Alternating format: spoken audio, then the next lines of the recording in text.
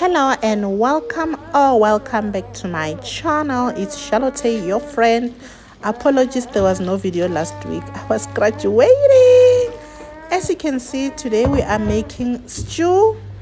This is beef stew, and the recipe is not the common one that you see where people fry veggies, brown your meat, fry onion. No.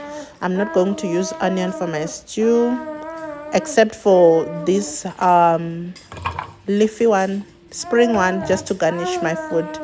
All right, so the first thing first, these are only the vegetables that I'll be using for the beef stew, because Bendy doesn't like that whole brown stew. He wants it to have the natural taste of the meat, not being overpowered by the spices and meat.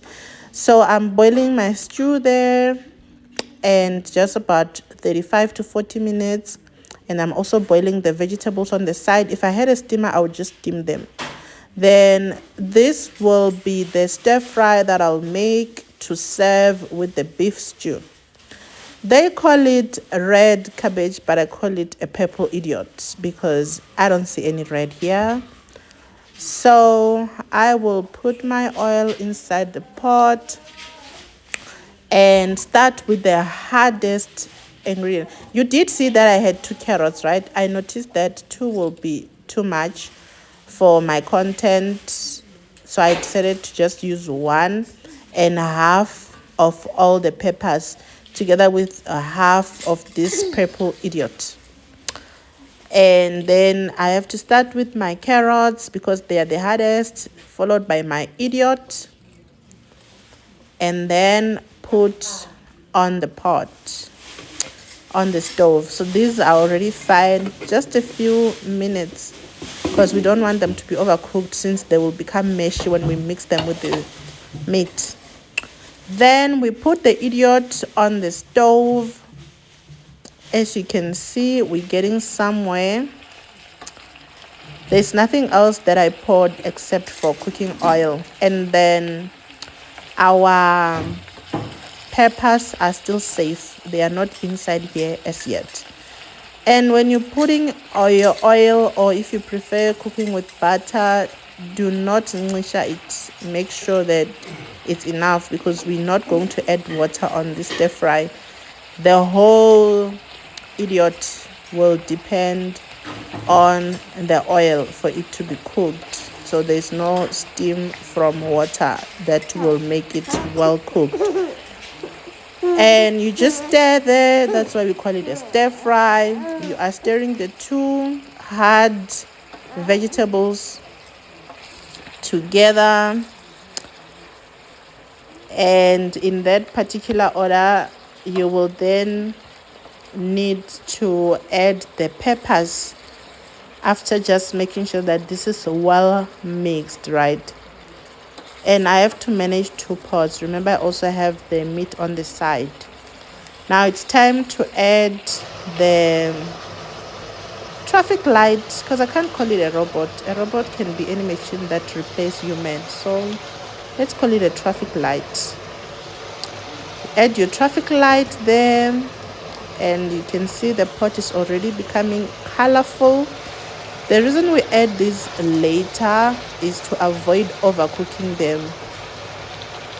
There's nothing nice about vegetables that were overcooked. I'm just saying, my preference. I could be wrong. Because I have flu, I'm like, let me use this chance to make myself some lemon. The sooner I tackle the flu, the sooner I will get healed, because I've been sneezing the entire day. This trick would work if you are breastfeeding like I am, because I can't take med lemon. Enough about my sickness. Let's get back to business. Now, after boiling it for 35 to 40 minutes, you drain the water, excess water from your meat. You don't throw the water, you keep it safe. Now it's time to add some zing into your meat. I'm here adding oxtail, stock cube oxtail, rich oxtail, because I find it richer. Then I also have this southern grill. Yeah, you can just measure with half teaspoons. I'm a pro. So I'll definitely just use my eyes, but don't get used to it, because sometimes you'll find yourself pouring the whole content inside the pot. I don't want you to experience that. Then my medium curry powder, which is your Raja, actually a teaspoon or half tablespoon will be sufficient. You can see we're already getting somewhere here. Then if I don't eat spice a lot, I normally buy sachets. So I have a sachet of steak and chops, so just half of it. Today we are not having paprika, bright spice, mother-in-law and all that nonsense. It's not a nonsense, but because we want the beef to retain as much natural taste as possible, we are not going to use any of those garlic powder and stuff. No. Trying to have the meat original in its original form. Then you stir, you blend or combine all those flavors together. As you are cooking, when you add the Worcestershire sauce, what? Cut. Worcestershire sauce. Okay, cut. You saw that sauce. It's fine. Cooking tip 101. While you are frying the meat, if the water runs out, you add a little bit more. Remember, we didn't use any oil here. We're using the natural fat from the meat. When it runs out, you add a little water from the ones that you've drained. Ooh, our idiot is actually becoming somewhere. It's becoming cooked. The carrots underneath are already fine, and it's time for us to add some more water on the meat. On the purple idiot, we would add chicken stock if you have. So I use this one because it's powdered. I don't have to work. Then you stir well. This is the second thing we are adding, except for the veggies. So it's oil and the chicken stock. My meat is still in the process, so the water would probably be finished by now. Just have to multitask, check both sides. Okay, we are still safe. What is a stir fry without parsley? You can add dry or fresh parsley, that's fine. Then should there be any salt required, you will definitely add your salt. It's not a requirement if your salt tastes from the stock that you've poured. So in my case, I was just adding. Then we add tomato inside our meat. We mix together. Why don't we add tomato while we start to fry? Simply because the tomato will wear out. Like at the end of frying process, you won't have put the tomato anymore because it would have been swallowed by the pot. I don't know how, but it happens. It has well blended. Now it's time to add the vegetables. They are not overcooked. I am still able to stir them very well.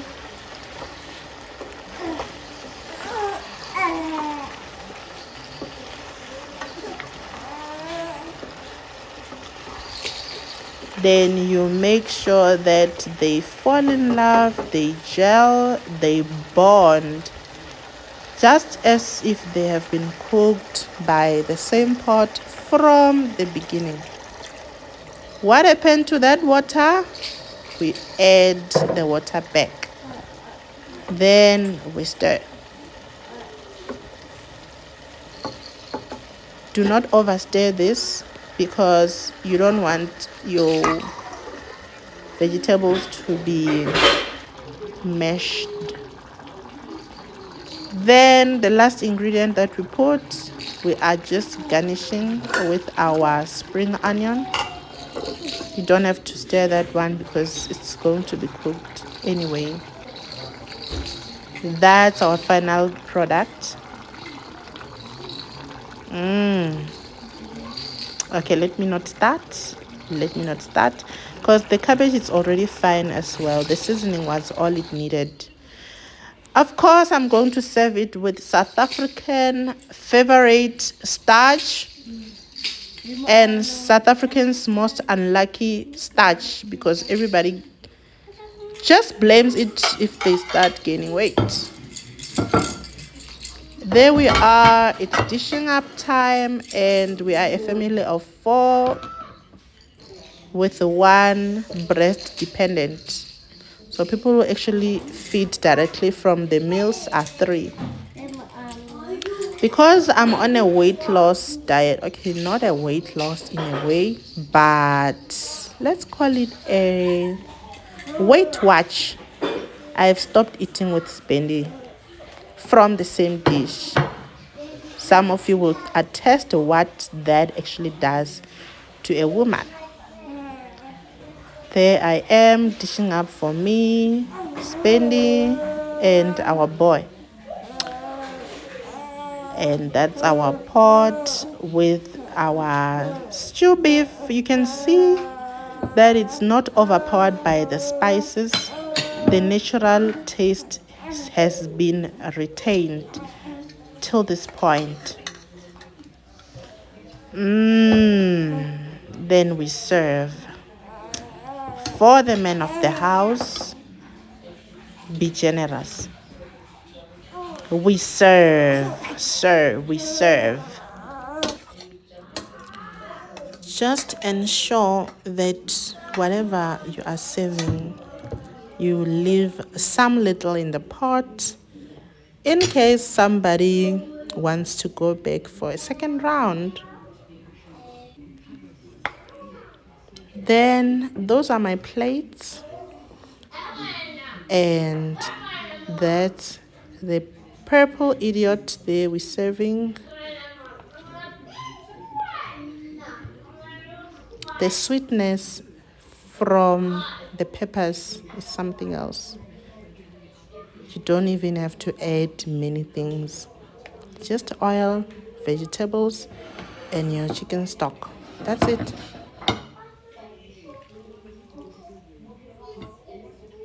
You add your idiot there. Serve it. You know,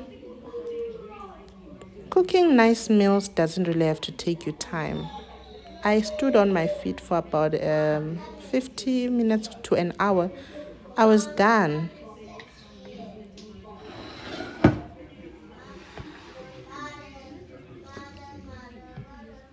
This small boy doesn't love food. You can see by the portion. Voila! That's our final product. How lovely is this? Please don't forget to just like. Even if maybe you don't like what I cooked, just like for my effort. Show me that you watched. Show me appreciation. And if you just bumped into me, join me. Thank you. Bye now. Bye. Bye-bye now. Bye. Bye.